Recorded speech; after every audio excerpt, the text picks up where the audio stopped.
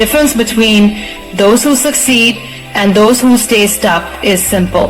Anyavuga ni itandukano riri hagati y'aba bantu bakoze neza bakagira ku ndozi zabo n'abandi bantu bagisigaye bastrugglinga ni ibintu byoroshye cyane.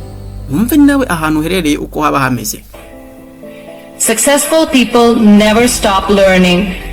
Abantu bakoze bakagira ku ndozi. They do not wait for knowledge to come to them, they go after it. Abantu bose bakoze bakagira ku ntego zabo ntago bajye bahagarara kwiga.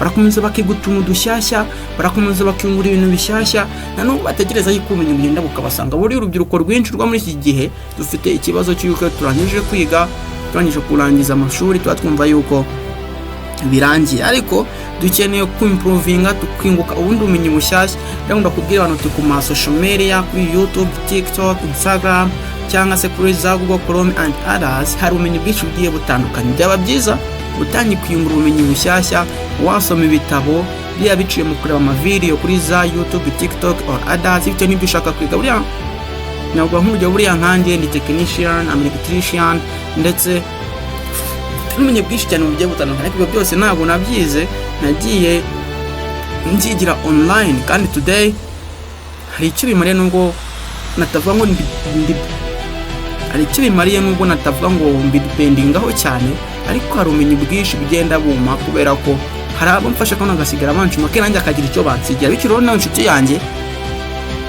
niba warize ikintu kimwe, gerageza gukunda ubumenyi biciye ku by'ama social medias, biciye ahantu henshi hagiye kuko hari ubumenyi bwinshi bugiye butandukanye. Arongera aravuga ati